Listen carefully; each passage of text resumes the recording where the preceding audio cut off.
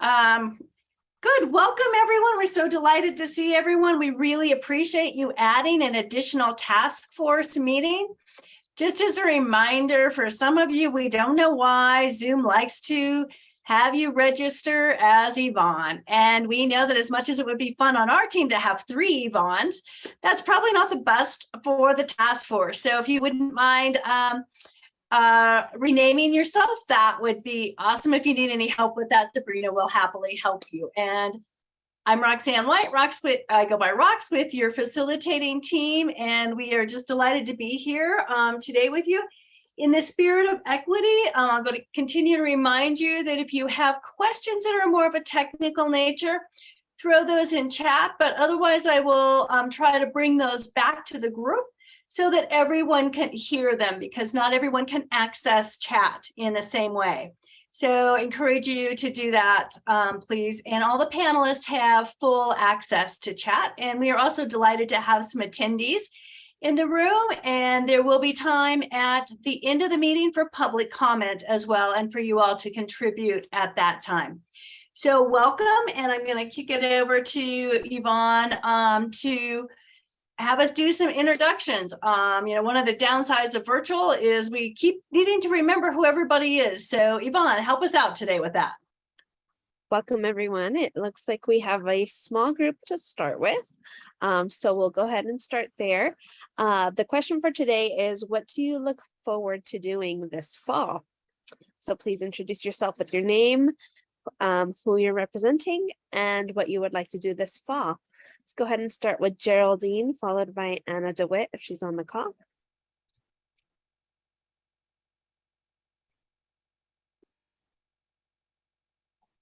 I don't see Anna. But Jerry is here. I am here. What I'd like to be doing was I'd like to be back in California, where the weather is nicer. But I am here to close our business. So that's not really what I want to be doing, but that's what I'm here doing. Permanently closed, Jerry? Yes. Wow. After 40 years. That's a loss for Denver. Thank you for Who sharing. Next, Yvonne? Yeah. Let's go to Claudia Folska, followed by Councilwoman Stacy Gilmore. Hi, I'm Claudia Folska, and I am looking forward to raking leaves into big piles in the fall. I really amazingly love doing that. Thank you. Councilwoman Gilmore. Hi, good afternoon. I picked up that maybe we're talking about, I'm sorry I had to drop off for a second. My Wi-Fi is sporadic today. Sounded like we were sharing what we're looking forward to in the fall. Great. Looking forward to making green chili and tortillas. Thanks. Thank you. Let's kick it over to Alfonso Espino.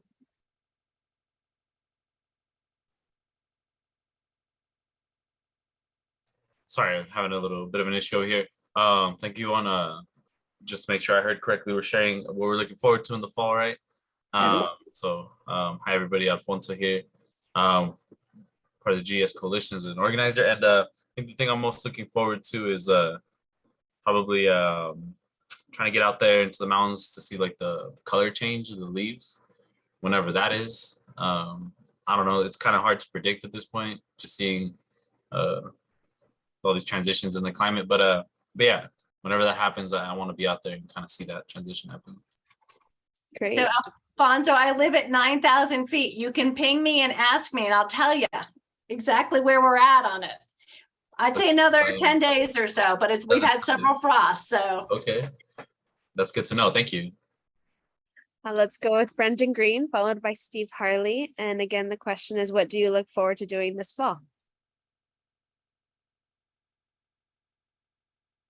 Hi, Brendan Green with the East Colfax Community Collective. And I look forward to, I'm just gonna say carving pumpkins. I grew some pumpkins in my garden this year, so Nice. it's gonna be extra cool to carve pumpkins that were homegrown. Lovely. Thank you. Steve Harley. Hi, I'm Steve Harley. I live in Baker and I report back to the Baker Historic Neighborhood Association. I'm looking forward to hurting myself on a big landscape project this fall, repairing some things that got torn up due to necessity. And I'm a real plant nerd, so I'm going to plant a lot of cactus. Okay, well, we hope you don't get injured in that process. But we'll go ahead and kick it off to Londell Jackson, followed by Brittany Catalanis. Yes, good afternoon, everyone. My name is Londell Jackson. I'm here on behalf of myself and just a concerned citizen, but I also work for the state of Colorado in the Office of Future of Work in the Colorado Department of Labor and Employment. I am looking forward to no more 90-degree weather days. I'm looking forward to my favorite time and day of the year, which is Halloween. And I'm also looking forward to all of the heavy, fattening, warm foods that I now get to eat as we go into hibernation mode. Thank you, Londell. Brittany. Hi, I'm Brittany Catalinas. I'm with Be Connected. Sorry, I didn't pop on camera yet. Still getting over COVID. But for fall, right now I'm just looking to be back to like 100% and feeling well. Because fall's my favorite time. I just like the fashion too. So I'm just excited to for the fall fashion. I like it. Thank you, Maggie Leah, and Monica Martinez, followed by Lindsay Miller. Hi, good afternoon, everyone. This is Maggie Lee, she, her. I came to this task force originally with Mile High Connects. That was a regional coalition focused on equitable transit-oriented development. And I am now with, after the dissolution of that, I'm now with the Neighborhood Development Collaborative. Let's see. My favorite thing about fall is like the crispness of the air, the coolness, and the fact that I'm going to move upstairs from the basement and actually sleep on the ground floor now that it's not too hot. Also, I just found out about September scaries. Has anybody else heard of this term? It's definitely, I'm hearing a lot of people say they like September. I do too, or the fall, I do too. But apparently there's a term called September scaries. And I was curious if anybody had heard. Interesting. If anybody knows or is familiar, feel free to put it in the chat. We'll continue with introductions. We'll go to Lindsay Miller, followed by Joe Noble. Hi, Lindsay Miller with Beyond Growth Strategies, and Maggie, I've never heard of that. Please tell me in the chat what it is. I feel like I have September excitement because I like fall. And I'll just say I'm excited to wear sweaters. Thank you, Joel. Hi, Joel Noble. And like Londell, I'm happy that it's not so hot anymore. I've got my screen door open at night and letting in all the cool air. So that's much better. And I'm starting to plan my first getaway in quite a while in October. So all good things to look forward to in the cooler weather. Thank you. How about Bruce, followed by Lou Raiders and Councilwoman Sandoval. Hi, everybody. Good to see you all again. This is Bruce. And I have a son that moved to Austin, Texas, and we've never been there. So we're looking forward to visiting him in the fall and experiencing Austin.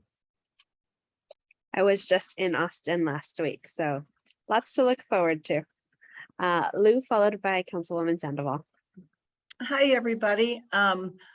We have just made reservations down in Pueblo for the Pueblo Chili Festival. And so the fabulous thing about fall for us is all the roasted chilies at all the farmers market. And this year we're going down to the source. So Pueblo chilies over Hatch any day. Councilwoman Sandoval. Hi. So I'm looking forward to going and looking at all of the leaves change. I usually do Kenosha Pass, or I do the pass from Georgetown to Grant. I can't remember what pass that is, but it has beautiful colors. And then I am celebrating my 20-year wedding anniversary October 5th. And so my husband and I, with our two kids, 20 and 18, are going down. We make a pilgrimage every year down to the Santuario in Española, New Mexico. And we haven't been since COVID, prior to COVID. And we had 3 major deaths this summer in our family. And so we're all going to go down there that weekend and make a pilgrimage to pay our respects for those who passed away, and then good blessings for hopefully maybe 20 more years of marriage. As anyone's been married as long as you are, you all know it's a long time to be married, and there's lots of good and lots of hard things. So that's what we have to look forward to celebrating. Thank you so much. I'll go ahead and pass it over to CPD for them to introduce their team. Brandon, would you like to kick us off? Yes, thank you, Yvonne. Hi, everyone. Brandon Shaver again with CPD. I kind of have the same response as I had 2 months ago. I'm still just really looking forward to getting to Glenwood Springs and riding a roller coaster. Thankfully, I have it scheduled for next month, so excited for that. I'll just pass it off to Liz. Hi, everybody. Liz Weigel, CPD. Like everybody else, I'm definitely looking forward to cooler weather. And I have a 7-year-old who is newly very, very interested in football. So also just watching a lot of Broncos games, probably, though probably not in person, probably just on TV, but and hopefully better than the one on Sunday going forward. Thanks. I'll pass it to Andrew. Hello, everyone. Andrew Webb. I'm a planner with CPD and a member of the project team. And I'm looking forward to getting out, and probably one of the best season for bicycling is fall. So I don't have to, be out riding in 90-degree weather. So looking forward to that. And Andrew, why don't you tell people what you found in between on September Scaries? Oh, sure. Yeah, I posted in the chat. September scaries are similar to Sunday scaries, I guess. And it's where we start to realize that the relaxing time of summer is coming to a close, and that all of the back to school shopping and kids, schlepping kids around and upcoming holidays and that sort of thing starts to make us worried about the onset of winter. Okay. There are lots of strategies out there for surviving and thriving through the September scaries. Once we get all the recommendations for this, we'll move on to that, Andrew. Sounds good. And I'll pass on to Rob. Thanks, Andrew. And I'm Rob. I'm also a planner with CPD and a member of the project team.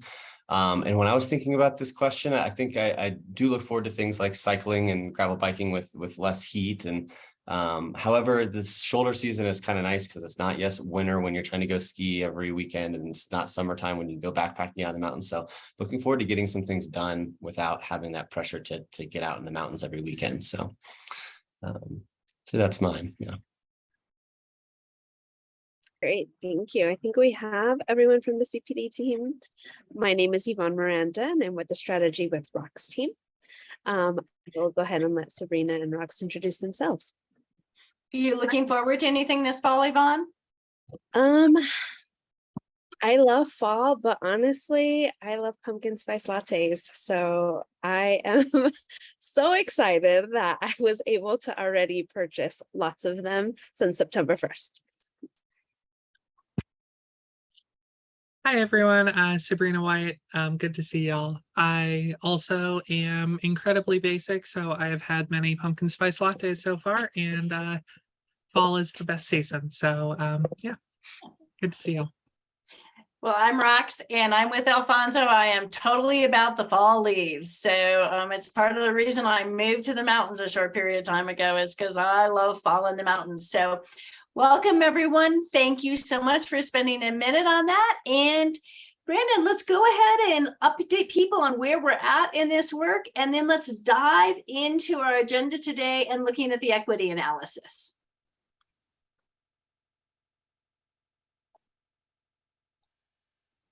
Your screen's showing well, so there we go. Okay, thanks everyone, and good to see you all. Again, as we usually do, we start with an idea of where we've been and where we're headed. So here you can see that we are right in the middle. So right in the middle of evaluating our alternatives and moving towards identifying our preferred approach. I also wanted to take a minute to tell you guys you've done a really great job so far, as today is our last kind of open topic meeting that we'll have your feedback on before we move to our identified preferred approach. So we're definitely moving along and getting to some new material for you guys to see. Next, really wanted to thank you for your patience and your dedication as we go down this important regulatory project road. I know that we slowed down a bit during the transition, and we wanted to allow space to talk through those topics in more detail. And we've been highlighting a reminder of all the issues that we've covered at the beginning of each meeting. So as a reminder of where we're headed, we first identified our goals and objectives, and then moved to our issues and opportunities. Through those discussions, we've been creating some really good potential solutions that will then evaluate and develop our preferred approach. To help with this, we did speak about this before, but we will be sending out the issue identification report after this meeting and use it to inform our discussion around ideas that we're having that are raising to the top at our next meeting on September 28th. And I'll pass it back to Rox. Great. So just as a reminder, if you weren't at the last meeting, the issues identification is a common report that CPD does, and it's kind of a summary of where we're at so far. It's not coming to any conclusions yet, but allows the community to understand where we're at so far and what are all of the opportunities and challenges we've identified to date. So today we're going to just review a little bit of the feedback we've gotten from the prior meetings, just to remind people of where we are real quickly, and then talk about the current equity analysis that the city is using. And hopefully people had a chance to both look at the slides and also look at the background slides, because if you didn't, in the background of the slides, there's a whole lot more information about the equity analysis. There's even more on the Twin Cities model and what they've been doing, and they're great reference materials as we think about this, and we will reference them throughout without going over them and spending the time of all that time. But we're talking about what is it, when is it used? We'll give a couple of examples about that, and we'll review some of the current agreements and challenges. And if you remember last meeting, we touched on that a little bit about how hard some of these neighborhood agreements are, that sort of thing, and we have a chance to talk through that. We'll be looking at some of the other peer city research and also what the GES Coalition has done in terms of an equity analysis. And then we'll use Jamboards today for a chance for people, not after we have a little conversation, to also add additional thinking about what outcomes they would like to see in equity and in the equity analysis. So Brandon, could you go ahead and go to the next slide, please? So as a reminder, we're going to try not to get back into that subject of noticing, because we've talked about noticing a lot and all the things we'd like to have changed in noticing. If you remember, we've talked about public input and how we might do that better, and Denver's rezoning review criteria. So what you can rest assured is that the city is working on tools and recommendations to bring back to this group based on that feedback. And not just our feedback, but feedback as well from our focus groups and from the community meetings as well. And today we'll be going deeper into the equity analysis. And then our next meeting is going to be super exciting, because we will finally be out of some of this background and information gathering and moving to the next stages of, and so what? What are we going to do with all of this information, the feedback we've had so far? So Brandon, go ahead and go to the next slide. And so just as a reminder about some of that input that we've had, exploring additional opportunities beyond public hearings for the public to connect, making rezoning criteria easier to understand, tailoring evaluation of the review criteria, broadening notices, I can say that. And who is given the notice? Remember, we've talked about maybe it could be beyond just owners to also being tenants, that sort of thing. Emailing additional noticing, having more language in noticings, and that sort of thing. If you have other comments about some of these topics that we've covered so far, Brandon's always happy to have them on email. And so he just popped his email in the chat for task force members. And so just feel free to let him know as well. So if you come up with some brilliant idea, don't lose it, ship it over to Brandon. And we'll go from there. So I think we will now move into the presentation on equitable outcomes and what's currently underway. Oops, nope. Sorry, my slides are not turning as fast as yours are. No, you can go back one, Brandon. Okay, great. So Brandon, we'll turn it back to you. And what is an equity analysis? Oops, and your screen just went blank. One moment, technical difficulties. Yeah, Rox, I'm sorry. Rob is controlling the slides. I'm us. sharing. I skipped forward a couple too many, so let me just back it up real quick. Sorry. Okay, great. Thanks, Rob.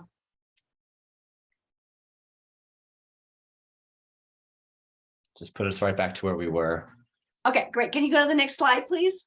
I can.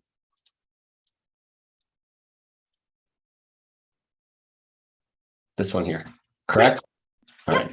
Some additional outcome that we've had already on this topic. And again, this is coming from our focus groups, you all in previous comments, our community meetings, all of the other work that we've been doing.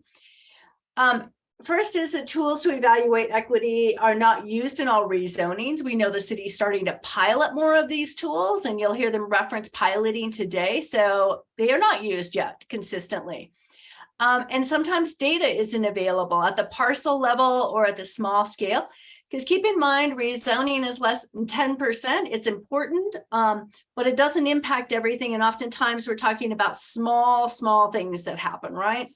There's difficulty understanding the impact of rezonings when information about the building or the property is not part of the process. So how do we get the right information out to do more on an equitable analysis and outcomes? Some agreements are associated with rezoning, but many of those are done privately. And the city doesn't have any enforcement mechanism and may or may not have even been a party to those negotiations, but be hearing about it after it has occurred. So you may remember that one of the examples we used a couple of meetings ago was the developer who had figured out how to keep the nonprofit as a tenant. And when they got to city council, they had an agreement in place together. Something that they may go off and do on their own. The city may have recommended them doing something like that, but the city isn't a party to it and we may not know about it even. It can be difficult for applicants to make commitments at the time of a rezoning. It's still a time of uncertainty. They may not have all of their money in place yet. There's lots of things happening. And so that question about how and when are they ready to commit to things?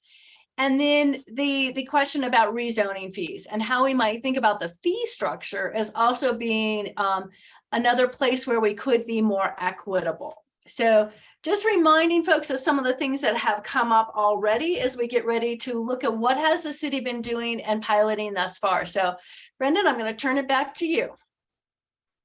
Sounds great. And we actually have, I think Anna's trying to get in, so I just sent her the most up-to-date link for this.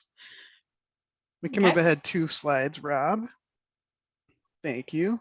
Yep, perfect. So to set a foundation of how we currently do equity analyses, I think it's important to note that we have really clear plan guidance from Blueprint Denver. It says that we should be incorporating these 3 key equity concepts into our rezoning process. These are improving access to opportunity.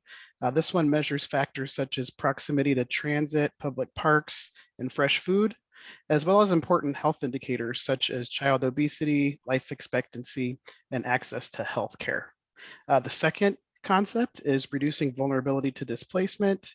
This one measures household median income, educational attainment, and the percentage of renter occupied units compared to citywide averages. So if a neighborhood scores below the citywide figures for each indicator, we then look at additional data that uses changes in racial composition, percentage of older and disabled residents, property tax increases, and home demolitions to tell us the story of how this area has changed over time. Lastly, we use expanding housing and jobs diversity measures, such as diversity of housing types, mix of bedroom counts, the number of income restricted affordable units, and the mix of jobs to help us guide the appropriate types of housing and jobs that could be needed in a specific area. Next slide. So CPD, alongside other departments, have been piloting the equity analysis. This uses 20+ data indicators to highlight the equity gaps in the immediate area to start conversations with the community and the applicant.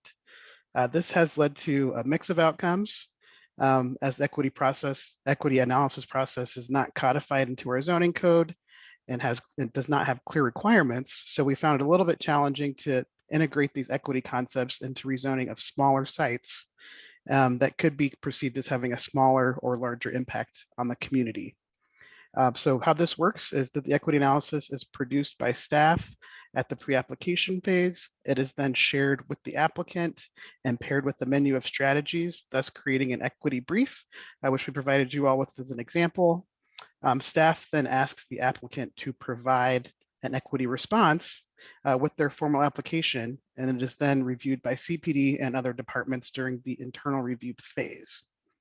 This response is vetted to understand if any commitments can be made through an agreement, which Liz will go over the types of agreements that we currently see in just a few slides.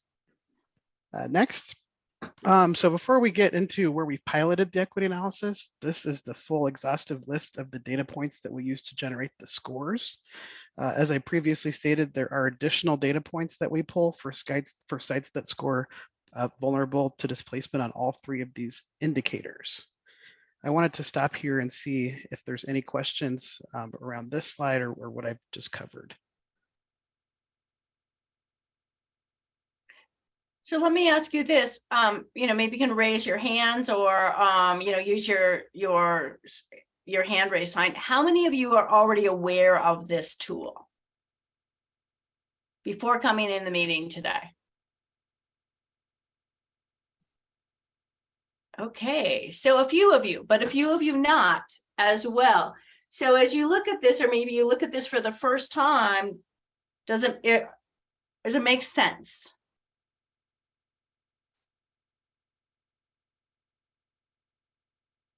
You want to put your hands down first, and then I'll see. I don't know if other people have comments about it. Okay, great. Okay, Londell and then Steve. So, and I'm sorry, and I fully acknowledge that I've missed, I think, 2 meetings, so this may have already been explained. When I see the vulnerability to displacement and housing diversity pieces, I'm just curious, to what degree does that actually influence anything? Because from an outsider's perspective, while I accept that it's considered in the analysis, and from an outsider's perspective, it doesn't seem to influence the decision. So that's a question that I have. That's a great question. So how we use these is that each one of these metrics is then paired in the equity brief with potential strategies that might help address this equity gap, whether it be, one of those 5 under housing diversity, and then it is up to the applicant to respond. And, it's up to them to decide if they would like to work out an agreement or an agreement to address one of these equity gaps. So it's something that the city provides to the applicant and asks for them to respond to, but at the end of the day, it's up to the applicant to decide what they're moving forward with. So Londell, you are really hitting on the topic for today. Like full on bullseye. As we move forward in this, our discussion is going to be around and so what outcomes would we want to see in this? And how do we move from the piloting of this and more voluntary to how can we do more on it? So Steve, Alfonso, and then Bruce. So part of my question was answered. There's a scoring system. And I already got that you present this to the applicant is asked to respond. But what's really curious to me is, okay, where does that response fit into anything? Does staff prepare a report analyzing the response and present that to city council, or is there any kind of follow through after that? Because it sounds like it is informal, it's not codified. I got that. Can you say, is it kind of stuck as just filed away, or does it go further? So that's a great question. And so after we present this to them and we ask for their response, it is then added onto their application, which then moves forward to planning board and city council. And at both of those presentations, staff will present the equity analysis and how the site scored. I can follow on. You'll present how the site scored, but do you analyze the response and see if it really did or did not respond to the concern? I guess it's tricky because I know the city can't require any of this right now, but I'm wondering if it's just kind of like, here's the score and you city council read to see if you can figure it out, or if staff actually does something further with it. Yeah, staff does analyze the response, and then based on the zone district that they're requesting, we do factor in the equity analysis into the consistency with adopted plans criterion.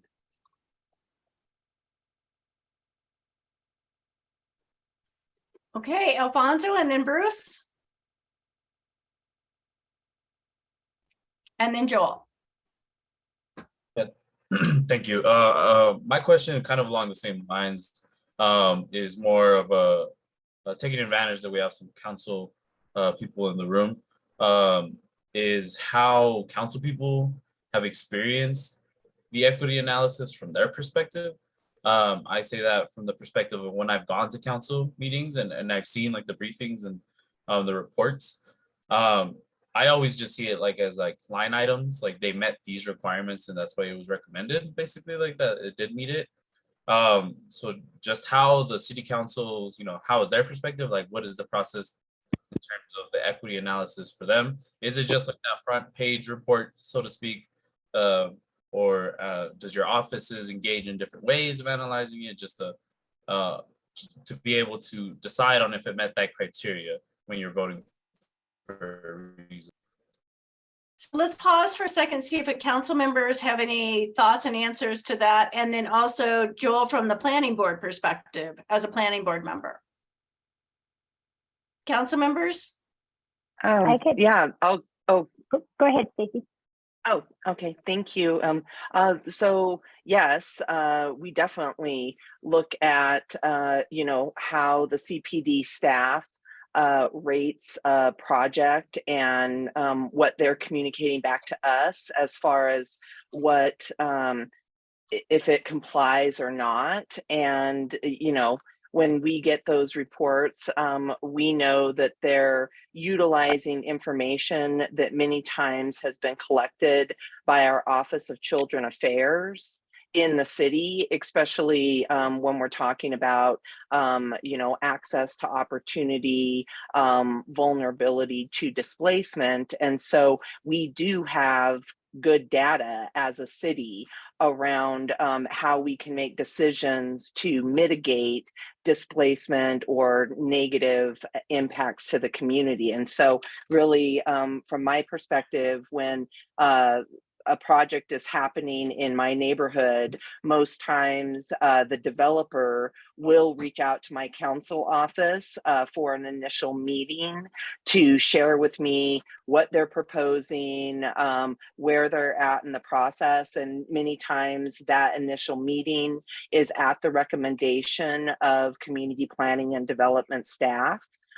letting the developer know it would probably be behoove you to meet with the council office to hear the council person's perspective and what I'm hearing day in and day out in the neighborhood and with community members. And so we'll usually meet and refer back to, for example, in the far northeast, we took 24 months as a community working together to develop that far northeast neighborhood plan. And so being able to convey to a development team, this is what we heard from community during that process. This is what we continue to hear. And how can we make sure that this development starts to address some of those wants and needs and requirements of community? And this all happens before there is any rezoning application submitted. I won't talk to a developer after they have submitted a rezoning application because at that point it's within the city system, and when council is voting on something, it's quasi judicial.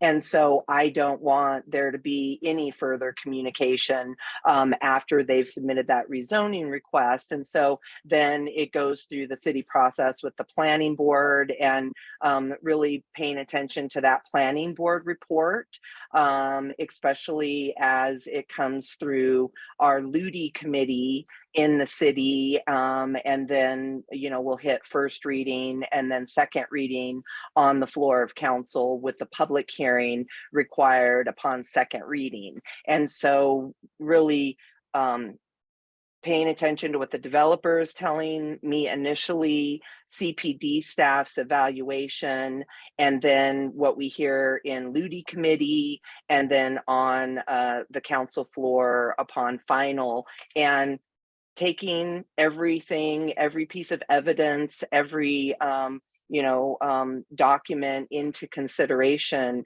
in that deliberation, if it does meet the guidelines as best as possible. Not being able to require some of this makes it difficult, because there is that subjectiveness that comes into deliberations, because people are human. But I think we always try to weigh all of the evidence presented. Great, Thanks. thank you. And just Liz, on the side, Lou asked if there's a standard format. Is there a standard format, or is it more an analysis that's done?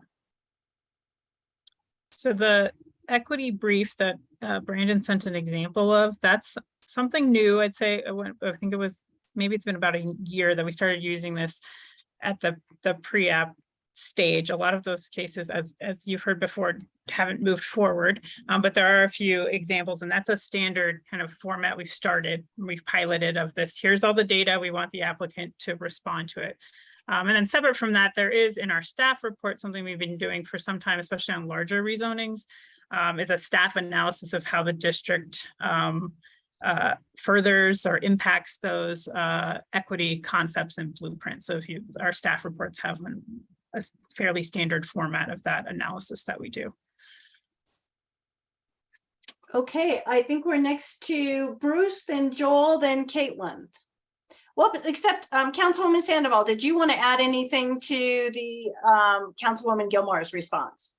I think she did a great job of summing it up, but I do know each council office probably acts in their own different ways in their own capacity. I happen to, I had a land use planner in-house. She's no longer with me. So I took equity absolutely is at the basis of all my conversations. And what I do is we meet with the developers, and then we hear what they have to say. I offer my suggestions, and then I send them back to my neighborhood groups. And then I also attend that meeting as well, so that I'm there in virtual or however in the room, so that we're all listening together, and I'm incorporating that. And we've done good neighbor agreements. We've done other type of outcomes so that we can ensure that equity is at the forefront of what we're doing. And I think having those conversations with developers, me personally, having them, people know in Northwest Denver that you probably aren't going to get a rezoning to go through unless you meet with Councilman Sandoval and her staff. We just had one on Monday night that had a really extensive good neighbor agreement on it for design guidelines and standards. That would not have happened had we not been meeting with them. And that was what my community wanted. That was their form of equity in this rezoning. And then we also got more affordable housing within the rezoning than just what meets the expanding housing affordability. It went above and beyond that. And that's something that's really important to me. So doing that, a lot of the meeting with developers is essential to make sure that we're getting the outcomes that just aren't like a standard, like boilerplate type of slide deck. Right. Thank you. We'll go to Bruce, Joel, and Caitlin, and then we'll actually have some of these agreements in the deck to also show you as well. So Bruce. Unmute, Bruce. Sorry about that. No worries. Thank you. For my question, could that slide that Rob had up previously, please go back up?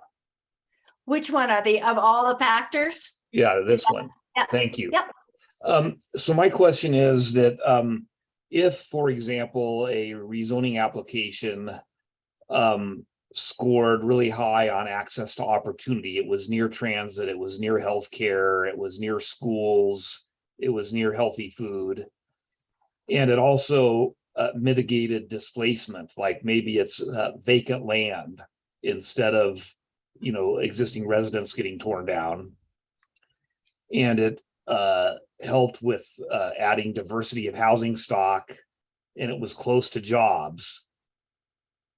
In an example like that, would the CPD staff report be stronger in recommending approval to the planning board and the council? And does it therefore kind of score higher in meeting criteria, that type of thing? Well, oh, sorry, Brandon. Did you want to No, go ahead. I was going to say it's a delicate piece. Like what we mentioned right now is that this is not requirements. We are trying to further our adopted plans around equity and foster these conversations to happen in communities. And from a staff report perspective, we are always looking back to those criteria that we talked about last time.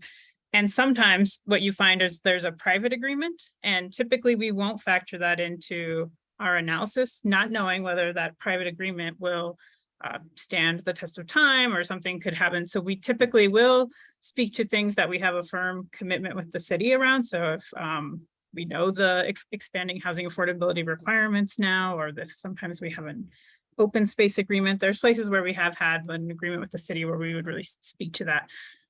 Generally, we would focus more on our criteria analysis around the zone district itself and how it addresses the measures.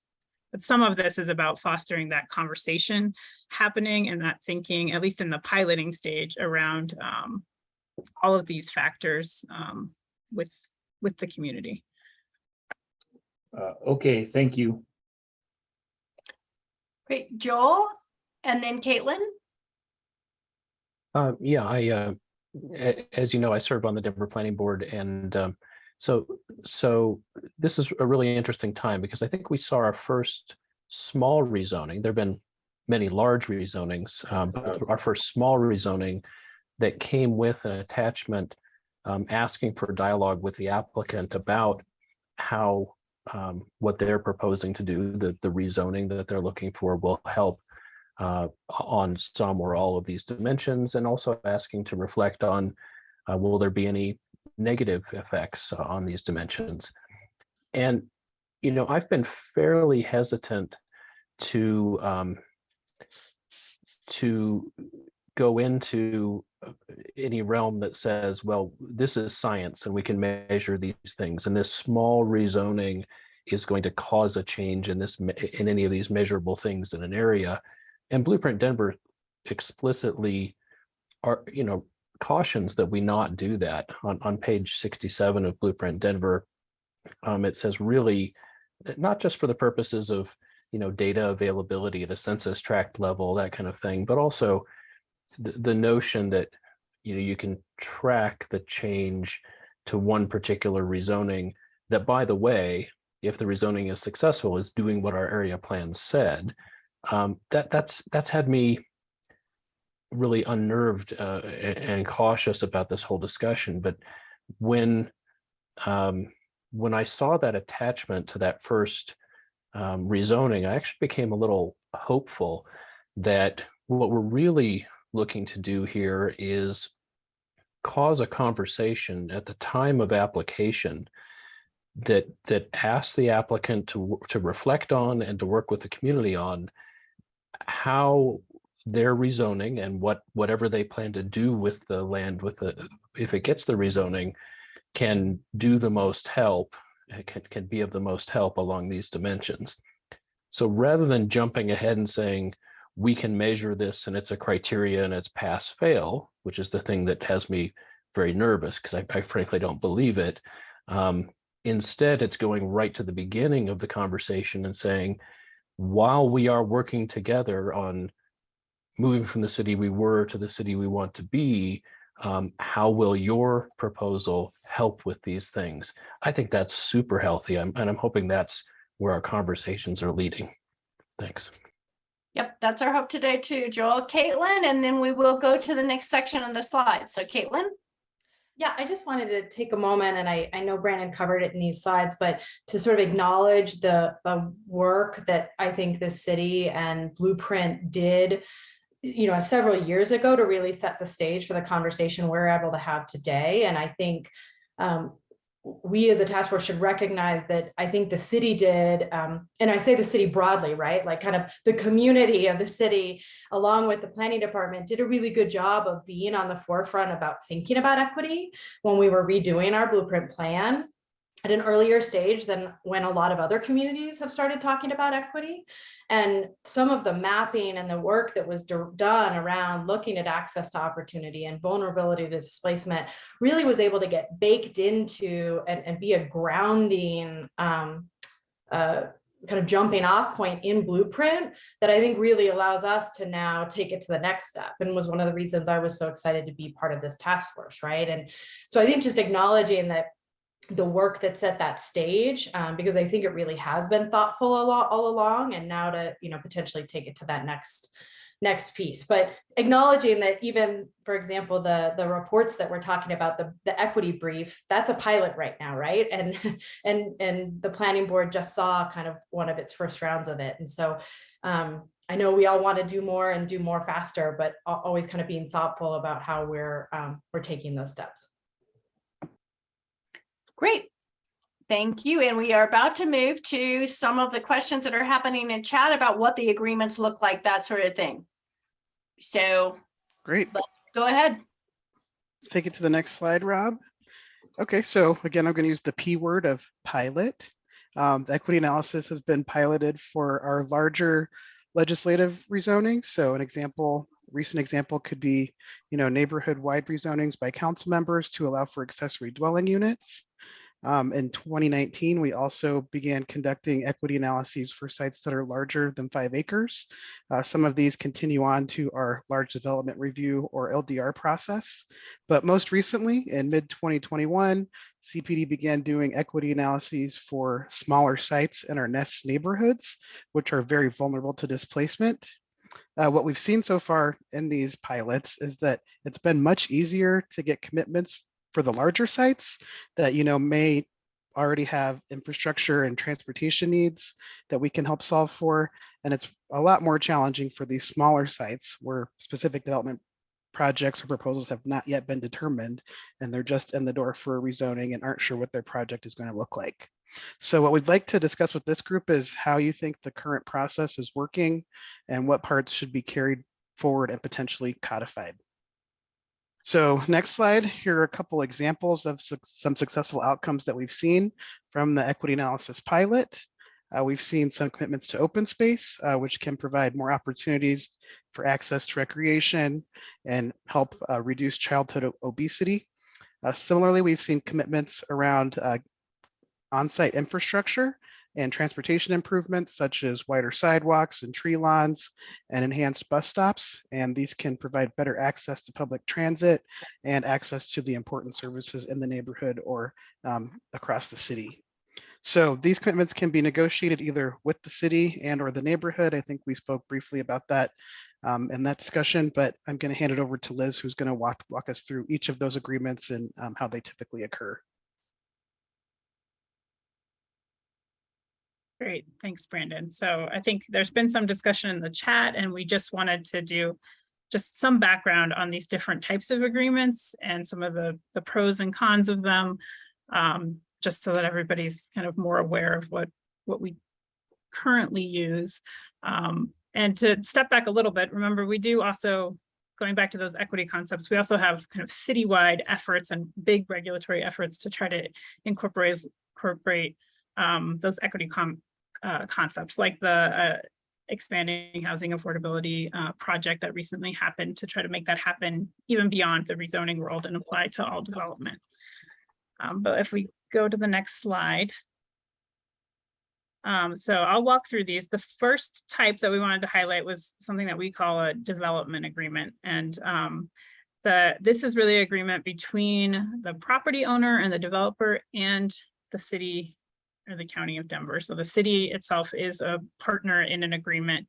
Like Brandon said, we've done more of these typically on larger sites for some time before expanding housing affordability. We saw a number of housing agreements that would happen on sites that the city was a party to. So, you know, some of the big benefits of this is obviously they can contain commitments that are beyond our standard city regulations. And they, again, have the city as a partner. So the city becomes the enforcement piece going forward.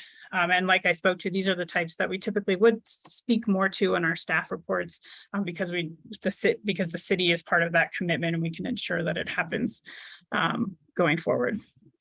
Challenges, I think Brandon spoke to this, sometimes it can be really hard to accommodate something on if it's a smaller site. So if we identify open space as something that we want to see a commitment around, that can be hard to do if it's a fairly small site.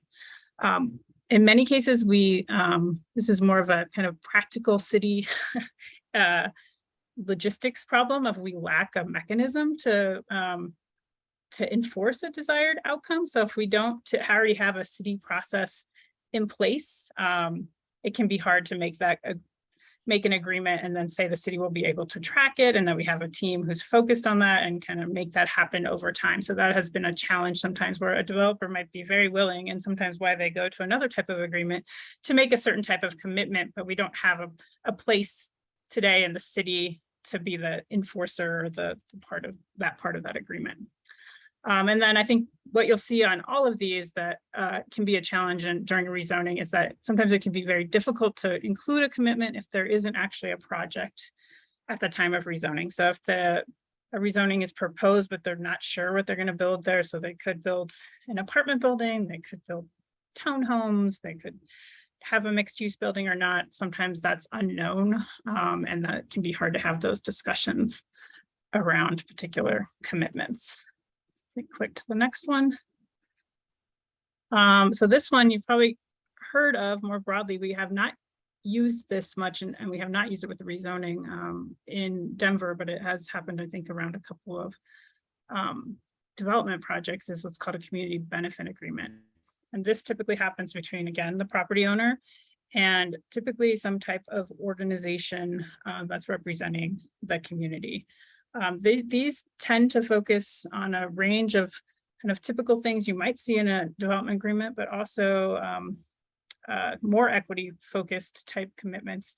So it could be open space or housing, but it could also be about who's going to be hired to work on the construction of the project itself. You could have, wage standards, all sorts of things can be worked into the agreement, and it's really between the organization and the property owner. Again, this is the benefit of it, can get to things that are go beyond our city regulations. It can really help to address potentially some of those equity concepts, but it has that same challenge of that the city isn't necessarily at the table or isn't at the table to enforce it. And it also takes a lot of work, and there's probably some people on the call here who've been involved in those conversations. It is a significant ask of the community to be involved in those and to have the resources available. So if you don't have a community organization in the area to really participate in that process, it can be hard to do. So if we click to the next one.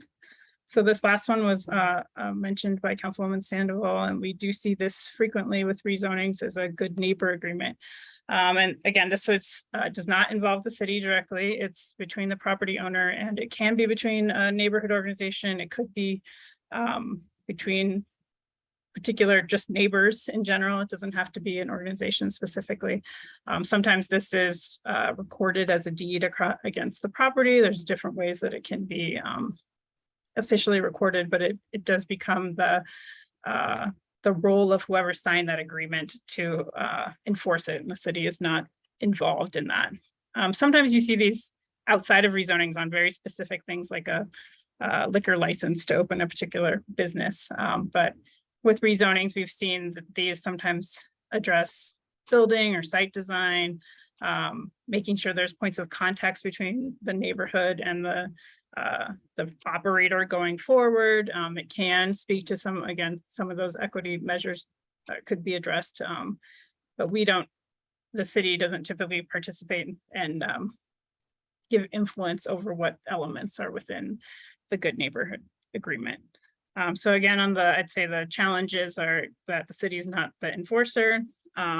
We don't always know what topics will be covered in there. It's also a big community ask to participate in that. And sometimes some communities are more resourced and able to do that than others are. And I did add one more. Were you trying to stop me? And Rox, no, go for ahead. it. And then we'll go for, well, then Londell has a question. So let's go one more and then that'll help. This last one, it's not an agreement. But we did decide to kind of put this in here because this is some places where we can get to some of those site specifics. And that is a custom zone district. So a planned unit development you might have seen, or sometimes there's waivers on a project. And it is a way that sometimes there's specifics about the way a site transitions, or sometimes there is an open space piece that could be baked into this custom zoning. Is one way that then the city is an enforcer going forward. It certainly wouldn't speak to all of those equity measures, but it's one place where we can customize things. I will highlight, and I think we've talked about this before at the last meeting, even we highlighted that there's additional criteria for a custom zone district, but we do have specific plan guidance that recommends only using a custom zoning in a very unique and extraordinary circumstances. So this is not intended to be a frequent tool, and probably not something we would suggest as the solution for how we would address all of the equity measures, but it is one place where we sometimes see that, again, that way to tailor things to address the issues on the site. I think that was the last of these slides.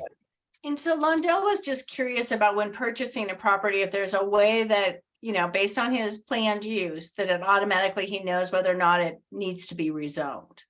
Did I get your question correct, Londell, or you have your hand raised too? So come off of unmute and ask it. Sorry. Yeah, no worries, no worries. I mean, that's basically it. I mean, I guess, and I think it was all the proposed agreements that it's hard to commit if there is no plan. And I guess, not being a business person or not being someone who buys large plots of land, if I am that business person, if I purchase a neighborhood block, I'm assuming in doing that, I have some idea of what I want to do with it. Unless I'm just buying land at some point to sell it off later to make a profit off of it. But my question goes to, why am I asking for a rezoning if I don't know what I want to do with the land in the first place? If that makes sense. Yeah, and there's probably others in here, maybe Caitlin's raising her hand because she works with some of those property owners, but I think there's probably a wide range of answers to that, but one piece of it is that it's certainly a risk to apply for a rezoning, and so sometimes it's not wanting to make all of the investment about the specific details of the site or getting funding until you know that you have that entitlement piece in place is one aspect of it. And I think from the city's perspective, as on we at one point in our history, kind of leading up to when we adopted our new zoning code in 2010, is that we did have a lot of these custom districts, and it does become difficult over time to administer them, which is why we say we only want to use them sparingly, because if you bake into the zoning a very specific requirement, say like you can only ever use this as a medical office, it becomes difficult, 20 years later when that person somebody wants to use it for some other type of office, and we've kind of stuck them in that piece. So that's just a little bit of background, but maybe some of the others here who've have been on that applicant side could speak to those intentions. Well, this is Claudia. If I can't raise my hand, so when it's appropriate, I do have a kind of similar type question, maybe the other side of the coin. Sure, go ahead, Claudia. Oh, okay, thank you. So there's that one idea that you're a property owner, you just buy the property, you don't know what you're going to do with it.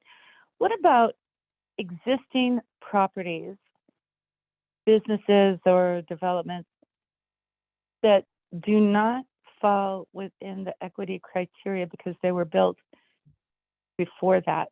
What sort of retroactive processes are in place to kind of bring them up to speed? And when I'm thinking about it, I'm thinking about walkability and legibility of an area, in particular around a transit-oriented development.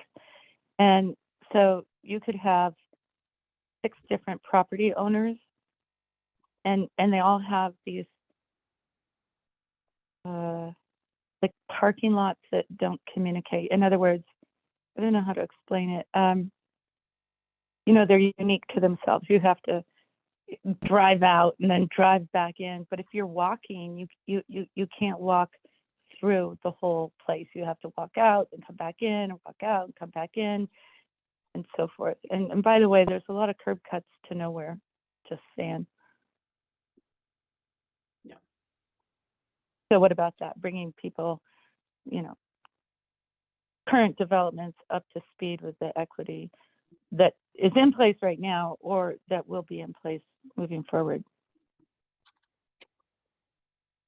Yeah, I think that's a great idea. Maybe it gets back to, I think, something we've talked about a lot over time and we're working towards as we come back with like some potential solutions for us to think about, is this scaling, right? Of like, not every rezoning is the same. And like, there might be situations like that where they're not actually maybe planning to redevelop at all, but they maybe need want a broader list of uses. And like, I think I hear your point of like, sometimes there's smaller improvements that could make a big difference, even on these projects that aren't totally redeveloping, which maybe is like what comes to mind when you think of these bigger commitments. Well, Liz, I think it's also what you have mentioned several times is that our task is to look just at rezoning, but there's got to be more tools in the citywide toolkit and continuing to capture those to recommend other places as well. Lou. Actually, I think Caitlin might have had her hand up if she wanted to speak first. I thought she moved her hand down, so I assumed it was answered. Sorry, Caitlin, if I missed you. No, it's okay. I was going to take a crack at answering Londell's question, but I'm sure others can as well. Go ahead. Go ahead, Lou. Okay, well, and I'm sure I can answer some of those questions. And Caitlin and I've worked on a lot of these together, where a seller wants to sell the property. The buyer wants to make sure they have the the new zoning, the entitlement, which is usually upzoning, right? I mean, for the most part, people want more density. They want to do new projects, they want to bring the zoning up. So there'll be a condition. So they'll process the rezoning, and if it doesn't, it's a condition of the sale. So it doesn't close. The buyer doesn't buy it until it is entitled. And to that point, this is, I think, what I see as the most important piece of some of these agreements. And I frankly don't call the larger ones good neighbor agreements. I call them development agreements. And we've put a lot of them in place here in Cherry Creek. And it's because the land becomes really valuable when it is rezoned for a higher development use. So to Londell's point, if you buy the property and you just want to flip it, what you want to do is you have to put that value in. You get it rezoned, you might not have a project. And then once it's entitled with new zoning, it's deemed more valuable and you want to sell it to recoup that profit. So that these development agreements are important to record against the property, because when you spend all that time to negotiate certain conditions and whether they're community benefits, I mean, I tend to put all these things together as president of an R&O for these process, but I helped even before I was doing that. I helped the other R&Os and the neighbors work on these and then record it so that the expectation of the neighborhood and the city, if they were involved, and sometimes they are, that those are met regardless of who actually puts the shovel in the ground. I hope that helps explain that somewhat. Great. Thanks, Lou. And Joel, final comment from you, and then we'll move on to some of what we've learned from peer cities and the GES Coalition. Yeah, just another take on the same question.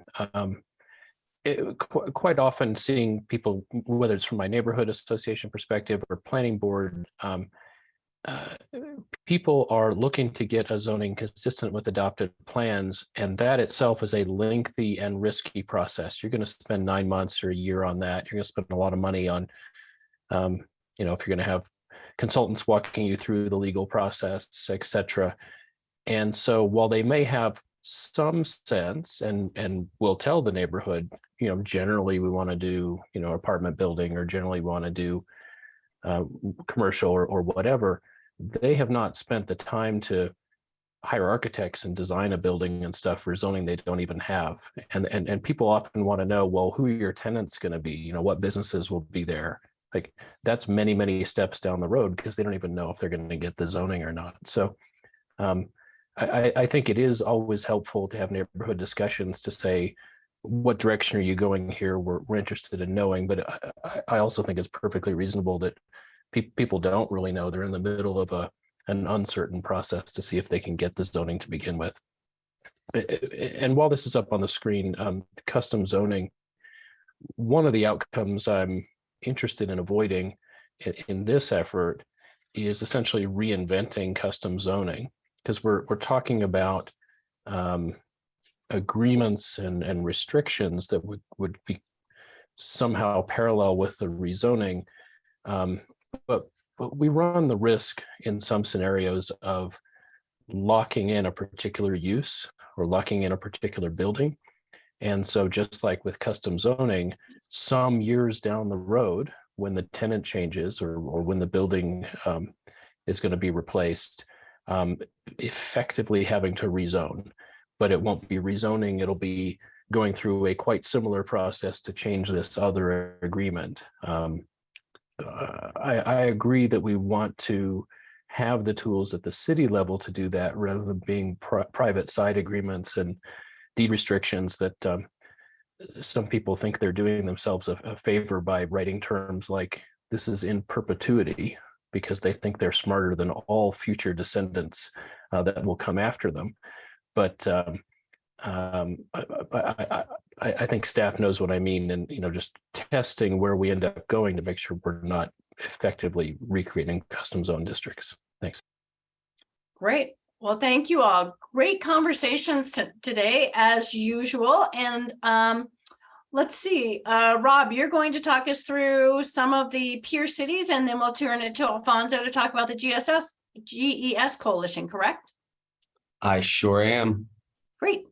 All right. So as we have with each previous topic that we've discussed, we've completed a review of Denver's peer cities to understand how other cities are working on this topic of advancing equity through their rezoning processes. So this is a text-heavy slide, not too exciting, but kind of largely what we found is that most cities who are working progressively to address inequity are doing so through a citywide or area planning approach. We've seen larger citywide initiatives, programs, and other changes to cities' regulations like their zoning codes. And these are commonly used to implement these larger policies that they might have in their comprehensive plans. So Denver is doing this with the implementation of Comprehensive Plan 2040 and Blueprint Denver. And additionally, when discussing these rezonings, we also see examples of cities like New York or San Francisco, where planning processes have resulted in larger rezonings. These larger rezonings then are accompanied by commitments either by the city or developers in order to mitigate any negative impacts across the neighborhood or planning area that might result from that rezoning. And that's just one example of, as we've talked about previously, and as Liz and Brandon, I think have both touched on, sometimes the individual sites are small, and it's more difficult to accommodate some aspect of a project that might mitigate impacts to the equitable score of an area. And by doing this in a larger approach, these cities show examples of better results of those equitable outcomes.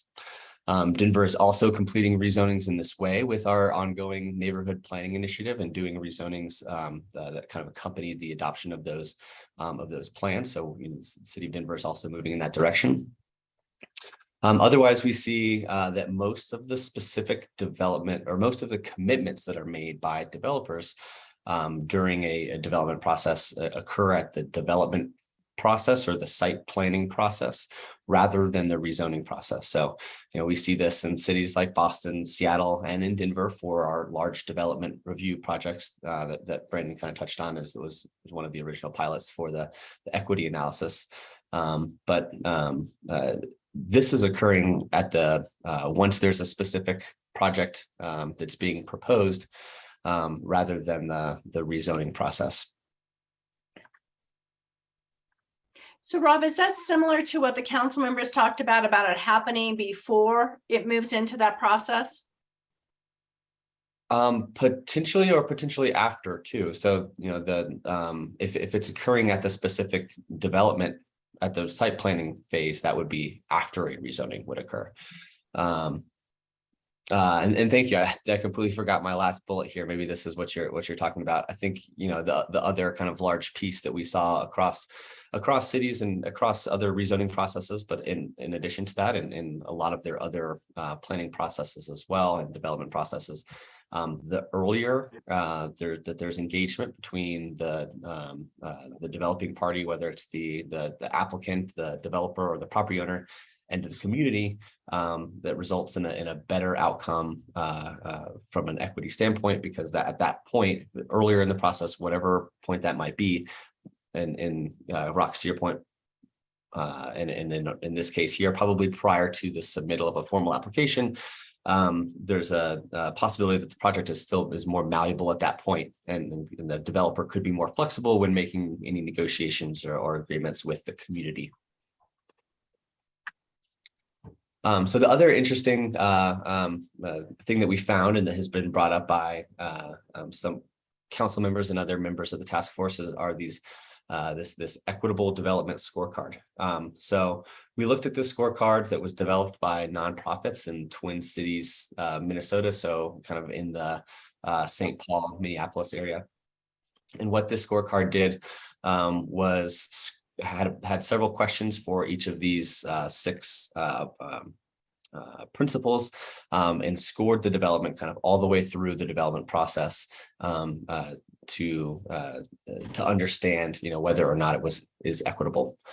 So this was used by community members and government officials, and to use the scorecard, whether to evaluate that policies are successful or ongoing projects are going to result in equitable outcomes. So can we pause for a second, Caitlin? When they use the scorecard, did they do it for every single rezoning, or was it more for the larger projects? I'm just curious.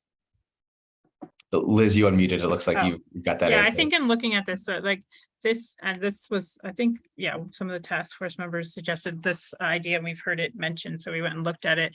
It's been used more at the very high policy level, and then at a development project level. I don't think that I actually saw that it was used for rezoning specifically. So it's been at the, is this policy furthering very, and the idea is that the community helps develop the scorecard and the specifics of how the principles that you seek in each of these categories. And then it's more of a qualitative score of how a policy or a project is helping further that. So it would be a unique idea to use it for something like a rezoning. I think overall in our research, there's not a lot of communities who've integrated this piece into rezonings yet. So some of these ideas are coming from, they're using it on different parts of either government policy or projects. Mm-hmm. And thanks, Liz. Yeah, that's perfect. That's exactly what the examples that I saw too, is that it was used kind of as the, to look at a project specifically. There is a component of this when it talks about when the scorecard should be used, that talks about a change in government policy and lists a couple examples of what that might entail. And one of those examples is a change in zoning, whether that's a change in zoning on a specific property or kind of a larger change in zoning that was initiated by the municipality that would result in kind of larger, potentially larger impacts. It wasn't exactly clear. So we just thought it was a kind of a good example to take a look at, and kind of all the different considerations that might go into different type of equity analysis, so to speak. Great. Should we go to Alfonso on the next slide? Yes, and so the GES Coalition has taken this that scorecard and adapted it, and I will hand it over to Alfonso to talk about how they use this. Take it away. Thank you, Robin. Thank you, CPD, for allowing me just a quick couple of minutes to go over these principles that the coalition has developed, and of course taken lots of pieces from previous work. So I think I should start first by recognizing that not everybody knows possibly what the coalition is. And more importantly, if you've heard it, what drives the coalition, what our vision is, or what our mission is. And our mission is based in anti-gentrification, anti-displacement work. And it was born out of a necessity. The coalition was born out of that necessity to combat, especially the heavy public investment that occurred during the I-70 redevelopment that is thankfully close to completion now finally, but that originally intended to displace 120 families. That was around the number that they started with. Ended up being, I think, 56. Correct me if anybody knows if I'm wrong. But all of that being said is that the coalition's mission is to do exactly that, right? So a big part of that for us came from, collective organizing and something like the Land Trust, for example, which is a big part of what we do now, was born, as a way to combat that. But these principles are mostly applied to, when we have to interact with developers. And, it happens quite frequently, this part of town, where there's a proliferation of development going on over the past 10 years, and it looks like it's increasing to even higher levels than it has been, as astonishing as that already is. So all that is to say, right, going back to the slide itself, you can see those up at the screen, you could read them. I just want to give you a couple of examples of, how we apply this or why it's important to apply these these principles when we're meeting with developers, when we're organizing in our community, when we're doing collective research as a community, because that's a lot of what our work is based on, is bringing neighbors together to engage in collective research, collective problem solving, and most importantly, collective solution. Just like going to the first one, well, before that, sorry, the subtitle, which is Public Subsidies Provide to Developers and Corporations should result in concrete and measurable community benefits for local residents as defined by the community. I want to get using the example of I-70, kind of moving away from rezoning because this is much larger than that, but taking that as an example where this was over $1 billion in public money going towards one of the biggest infrastructure projects of, I don't even know how many decades, but in a long time. And, besides the pushback and the fights that came from, a lot of the tensions and the state power and using eminent domain, one of the things that always came up in community conversations was, okay, you're going to build this project, right? You're going to put $1 billion in public money into this project. Here in the community, it's a largely immigrant community, a lot of people in the trades world in terms of jobs. So one of the simple requests made to CDOT, made to QE, the lead contractor on the project, was local jobs. And I think that's something that aligns very much so with a lot of the goals now outlined in Blueprint Denver. This is long before Blueprint Denver existed, right? Where you want people to be able to work where they live and live where they work, right? And that's just like a very simple example of why that's a good thing. But $1 billion, lots of construction jobs, and to date, the number that we heard reported consistently was, I think they hired a total of 2 people from the adjacent neighborhoods for the project. To us, that doesn't seem equitable, considering the burden of what it entailed, right, to even get the project done, before even breaking ground, right, taking 56 homes, to then only deliver 1 or 2 jobs was absolutely ridiculous. And it's not followed up on because there wasn't really ever solid agreements in place, in the sense that you can't hold them to that. And these have been learning examples that we've been running with other development, public and non-public. So on to the first point, the equitable community engagement practices involve the local community members most affected in the development project, especially low wealth people, people of color, neighborhood groups, community organizations, and people living with disabilities and new immigrants. I think that's pretty self-explanatory. I think that this is also very difficult when it comes to a rezoning that has a lot of implications, but also just the dynamics in how a rezoning gets approved, which is that it's a citywide process. Council members from all over the city get to decide on something that impacts people that live right nearby a project, for example, where it's going from being a block of single family zone for a maximum of 2 stories to all of a sudden right across the street you're going to pack in 700 units and 5 stories, right? And that means a lot, both in the physical alteration of the neighborhood, but also in terms of the implications to infrastructure. The lack of infrastructure can sustain that sort of thing, right? And most importantly, I think, as outlined in the conversation about rezoning, is that it is a speculative practice. Whether someone that purchases a property intends to speculate on it and never build anything and just sell it, or if they're just gonna build what they buy on, irregardless of their main reasoning for it, it's a speculative practice because it increases the value. And what it reflects on, and what we've seen here in GES, is, I think that if I remember correctly, over the past 10 years, property taxes, based on the value of someone's home, have risen around 500%, by far the largest in the city. And it is a reflection of both the public investment and the private development that is signaled to follow, right? Because in this city, public investment is supposed to drive that private development, which on the other side of the argument is a very good thing because there's profits to be made and housing to be built, whatever you want to say. But for us, what's most important is that when these projects come up, when you're going to engage with the community, you need to answer the questions to these groups of people who are most impacted and who have been most marginalized and purposefully exploited in the city, to not benefit in the infrastructure improvements, to not benefit in the housing being developed, et cetera, et cetera.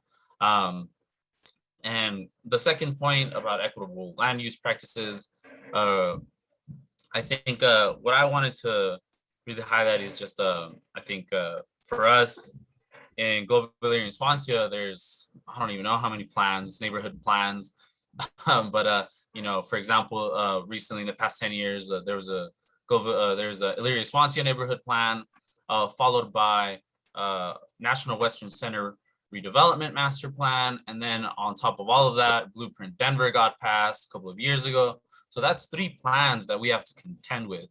And also, you know, I don't want to get into it, but then there's like the process of community planning and how that really, you know, creates community plans and some tensions that arise there.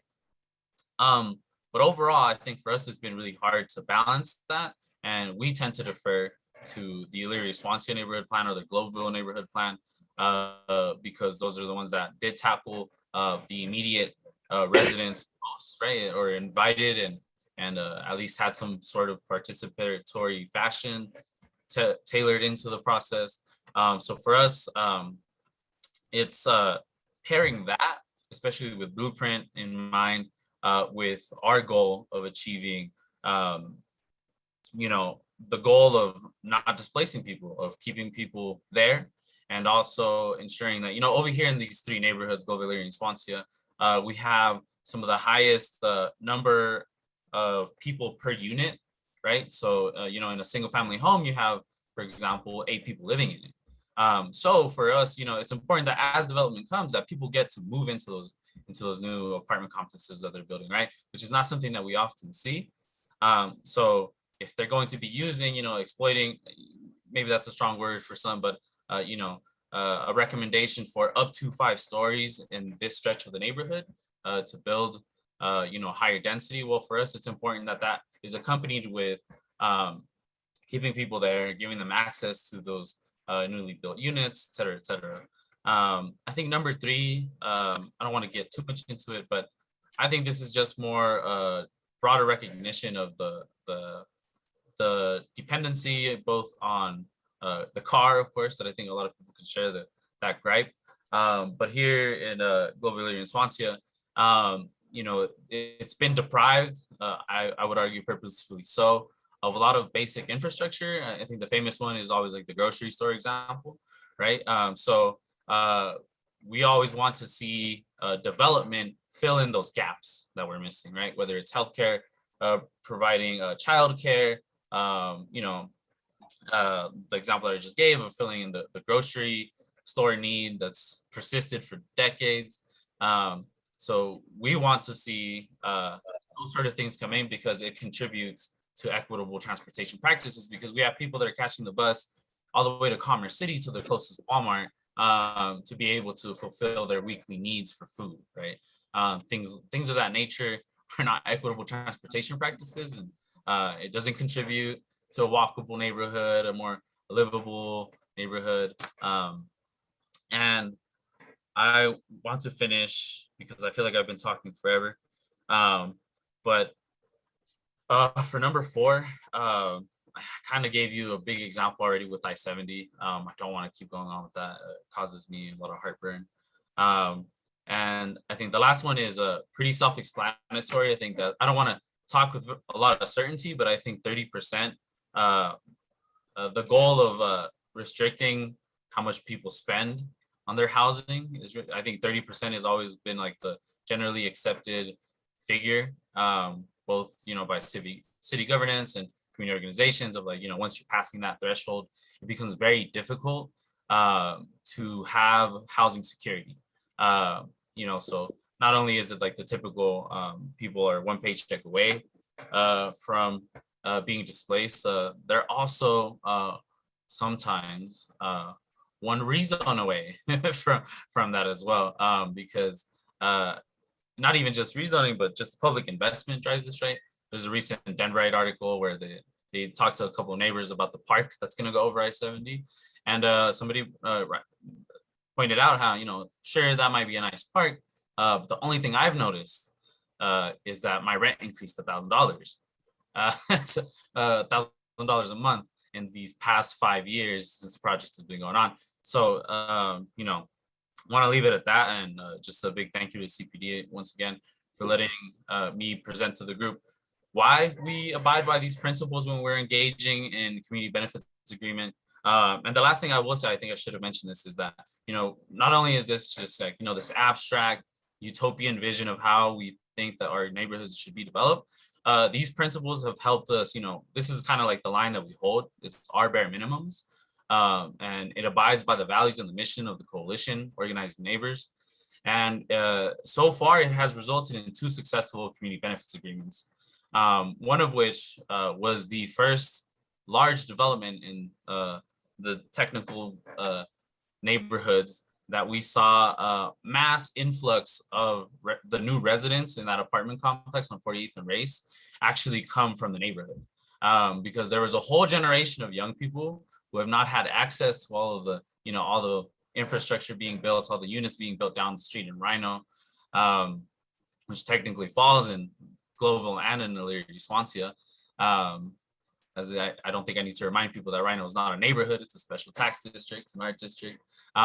But the point being is that we're seeing that there's tangible material improvements in people's lives when we put these principles, on the table. This is how we negotiate community benefits agreements, abiding by these basic principles, and it's delivering concrete benefits to our community.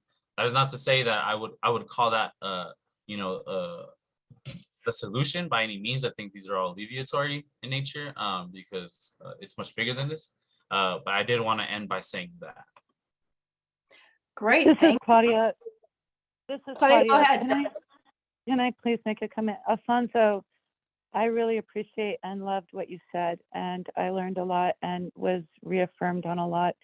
I wanted to just address a couple of things. Firstly, I think that our policy really, and this just comes from your conversation or your presentation, Alfonso, I think that our priority should be housing first. That is it, housing first. This will help us get around the folks who are experiencing homelessness, I think, in large part, and also cut off the spigot of people that will experience housing insecurity because of the rising rents. And so, I find it astonishing that we spend billions of dollars, not just Denver, but all across America, to solve the housing crisis in America, and it gets worse. The more money we put into it, the worse it gets. I don't know anything else that we do individually or collectively that we put so much money into something and the problem gets worse. They're just, it's worse and worse. So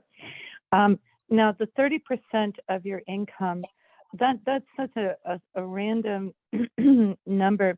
It comes from HUD, and it's really arbitrary and capricious if you ask me. And it's just what the average person should be spending no more than a third of their income on housing. But for someone who has $10,000 a month, that might be just fine. But someone who has $1,000 a month, that isn't fine at all, because the cost of everything else, like transportation and food and childcare and health insurance, they're not factored into this equation. And so, and finally, I just wanted to suggest for people to consider this. When we think about marginalized communities who are historically marginalized and continue to be so,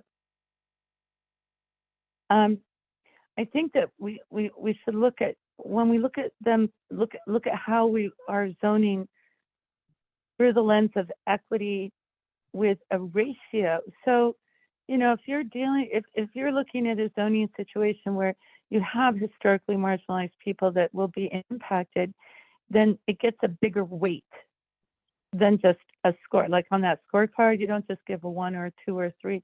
No, if it's that marginalized community, maybe it gets 5 out of 5, or something like that. But I think the elevating those marginalized communities and supporting them is critical. And finally, I might have mentioned this before. I grew up in Santa Monica where we had rent control.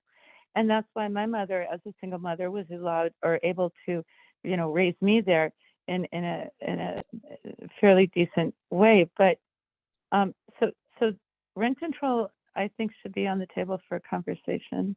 I do. And that's all I have to say. Thank you. Thanks, Claudia. And I know that one of the things that city council members continue to talk about is rent control and how to work with the state legislature on that. Alfonso, thank you so much, both for the work you're doing and for presenting today. And we are going to move to some of what Claudia was talking about next. So let's go to the next slide, please. Go ahead to the next slide. So I just wanted to remind you of what's currently in the equity analysis. And as Claudia was just saying a second ago, they're not weighed differently, that sort of thing. There's not a point system right now. And we'd like to give you an opportunity through Jamboards, which will stay open until tomorrow at noon, to answer a couple of questions on the Jamboard. So we know it's tight on time. We know this is a great group for providing input. And so we will keep those boards open. And if anybody needs us to help you with that, both in the chat right now, let us know, but also we're happy to give you a call and take your comments that way if you need us to. That's no problem. Just let us know, let Sabrina know in chat and she'll do that. So Sabrina, walk us through the Jamboards and how to use them again, and the question that we are asking people to think about. And it's only one question, but it's a big question. Yeah, thank you. So Rob, I think I just kicked you off a screen share, and y'all should be seeing a Jamboards right now with the question, what outcomes could be required in rezoning to better address equity metrics? Again, it's a big and intentionally open-ended question. We really want y'all to just put, as with other Jamboards we've done, just put everything you think of in these documents. We'll clean it up, all of those things. So, and Sabrina, I I think just put the link in for folks. So why don't you walk people through how to use it again? Great, sounds good. And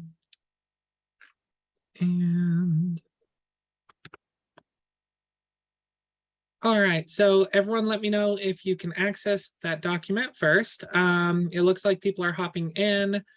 So as you can see, we have these this blank page up at the top, where you can see these two arrows and then the page icon. You can flip between pages. Every single one of these has the same question on them until you get past 4, but every sheet is for this question. So if you're running over or overflowing or anything, just go on to the next page. How will you add content? What we like to do is use Post-it notes, or sticky notes, they call them, because that's a trademark.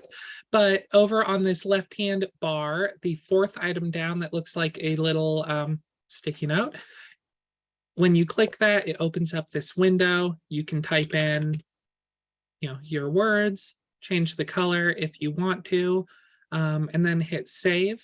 As you can see, that just posts up on the board.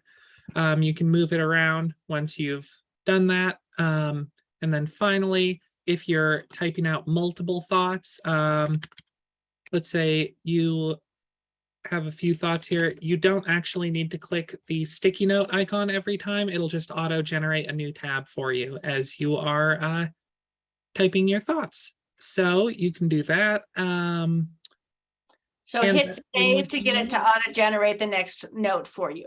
Yep, hit save, and it looks like enter will also save it for you, but nope, so enter or clicking save, whichever you prefer. As Roxanne said, I will be available over the next day to help you with Floor, try the second link in chat. So I'll pop that in now. But well, it was totally my fault. I put in the wrong link. So please use the one that Sabrina and Yvonne sent you. I was trying to get the link and I just copied the wrong one. My bad on that. No worries. And So are Bruce, there if any? you have, sorry, Sabrina, I saw that Bruce had his hand up. I'm not sure. I'm going to Yes. Bruce next. Hang on. So. I was Okay. just going to say, are there any questions? So let's go over to Bruce. Thank you. I'm not actually sure that I understand the question. I don't know what it means to require an outcome. So Brandon, would you like to explain that?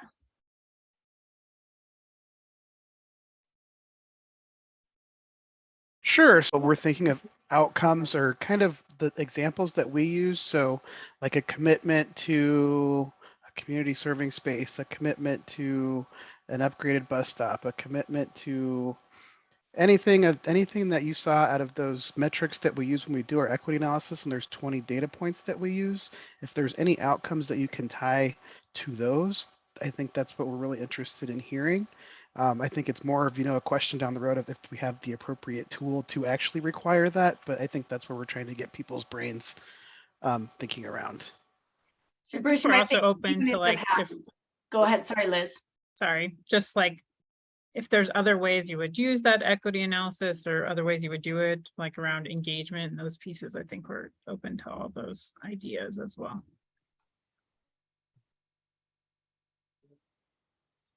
Other questions? Okay, thank you. And Rob, can you bring back up the analysis diagram, please?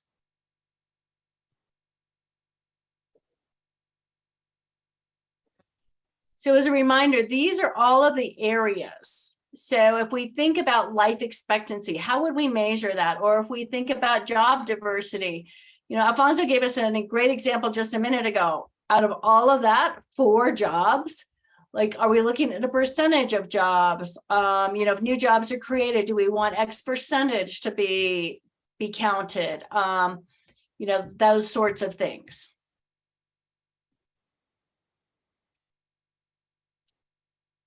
Okay, any other questions about that?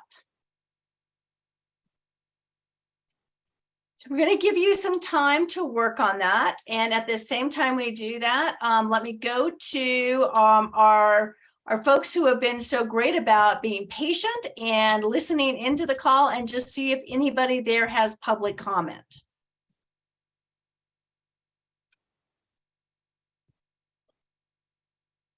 If so, Sabrina will elevate you and help you out with that.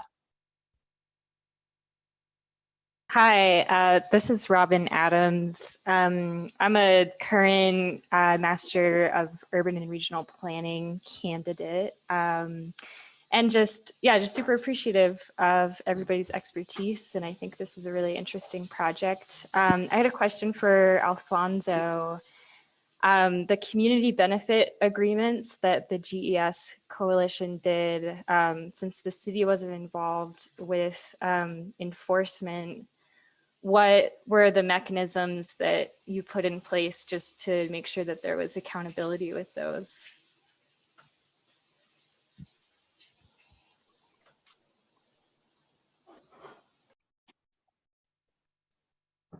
Alfonso, did you hear that? You may be trying to respond and be on mute.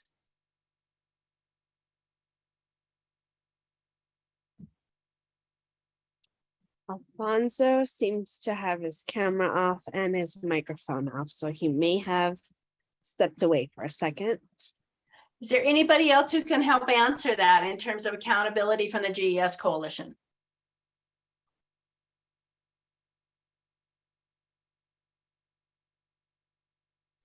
I can just go ahead and look up Alfonso's info on the website and connect with him offline. That's all right. Awesome. Thank you, Robin. Anybody else in public comment?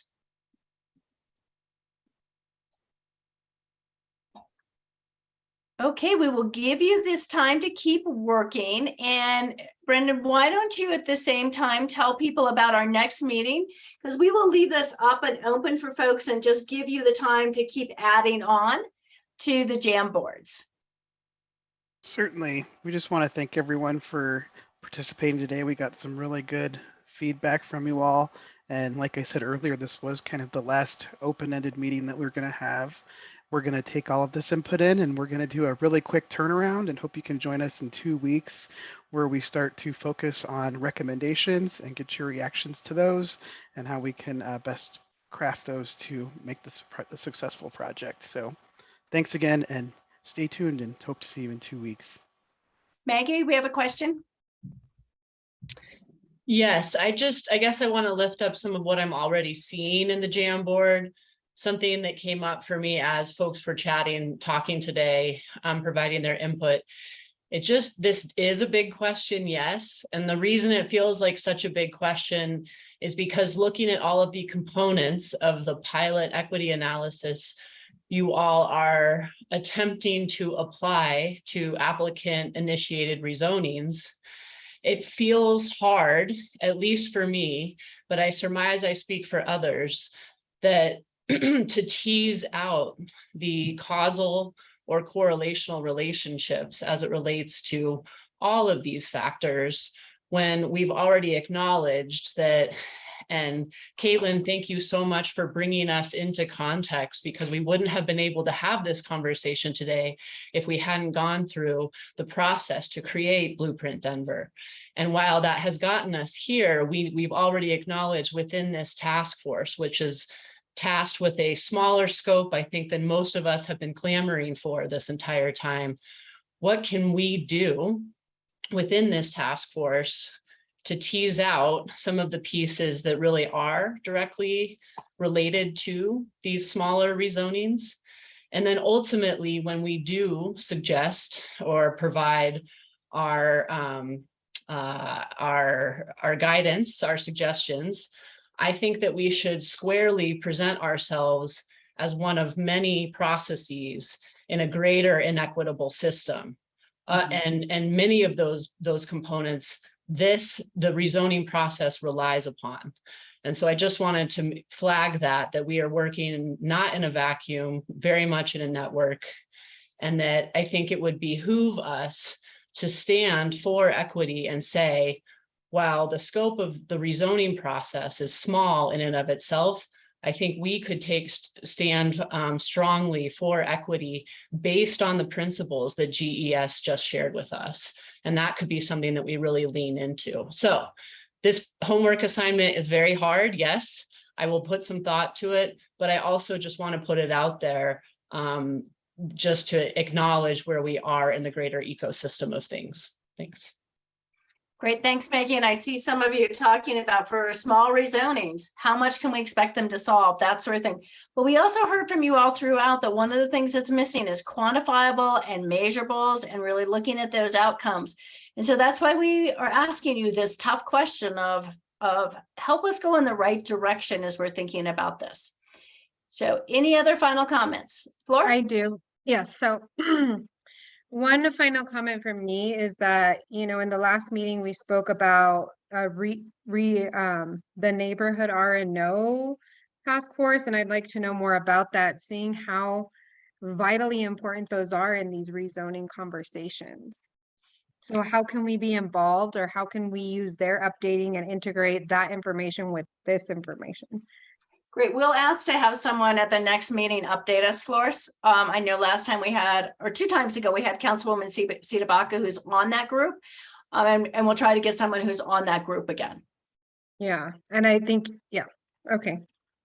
And So if we could, actually, if you can email us that info so we can watch those, I think that would be useful. hey, Rox, it's not Councilwoman Sita Baca, it's Councilman Cashman. So Paul Cashman is leading that, and she was just opining on it, but it was really Paul Cashman, and we just had a meeting today with National League of Cities to meet with people like we met with people in Atlanta, just best practices all over. So Florida, I'd get a hold of Councilman Cashman. His office is the one who's been doing the surveys. The office is the one who was able to get the budget expansion in this budget so that we could do a third-party study. And so UC Denver is actually facilitating that study right now and going to certain registered neighborhood organizations, interviewing council members and interviewing council aides. So get a hold of Cashman so he could help you with that. Great, thank you, Councilwoman Sandoval, and no disrespect to Councilman, Cashman. sorry. Yeah. On that note, if they're trying to figure out if RNOs are being equitable and they're only talking to RNOs, I think that defeats the purpose. Is that they're just talking to council members? They're talking to all of us. They're talking to community organizations. They're talking to people who aren't part of them, are part of them, as much as the money will allow them to go. But the professor who's leading it, she's worked on lots of different things and she's amazing. Carrie, like I have the most admiration. When I found it was Carrie who was leading it, I was like, awesome. She'll peel the layer back of the onion, and she started seeing inequities already. But reach out to Cashman, Councilman Cashman, so he could direct you on how to get involved. Perfect, thank you. Final comments from Lindsay, Lou, and Brendan, and then we really will give you the time to do the work. So Lindsay, Lou, and then Brendan. If I'm understanding this task correctly, which I'm really glad we're finally being asked this, because I think that's what a lot of us have wanted, was the chance to give some of these ideas. I would suggest, if you're not sure what to write or like how to get ideas, look at some community benefits agreements, like actually look at GES's community benefits agreements that they have made with developers, because that gives ideas for what kinds of outcomes can be asked for through a rezoning. And I understand some people on this call are kind of scared of like codifying these outcomes or expectations or requirements in the rezoning process, but since we're pushing the envelope here, that's where you can get some ideas, is actually looking at community benefits agreements. The downside of community benefits agreements is how much they cost communities and how resource intensive they are. So if some of those things can be infused into just the general rezoning process, then that's a huge opportunity. Great, thanks, Lindsay. Lou? Yes, I just wanted to tell everybody that right now, I'm a delegate on INC, which is Inter-Neighborhood Cooperation Group. It is the overarching, it's an association for RNOs and to help and empower and educate and bring resources to RNOs. And they are beginning a very intensive process. I just helped them redo their bylaws last year that include a strong DEI component. They're really struggling and working very hard to talk about DEI within Inc. and how to take DEI out to the RNOs. So I just wanted to give a shout out. I know Joel attends those meetings as well. And I do know that they are now beginning the process of adopting a really formal DEI policy and helping RNOs do the same. Great, thank you. And Brendan? Yeah, I just wanted to request that if at all possible to send out materials like before the day before the meeting. It's hard to really engage with our membership and our base to really like, digest and be productive in this space when we're getting the materials so close to the time of the meeting. So just if y'all could try to get out materials at least a couple of weeks in advance, it would be very helpful.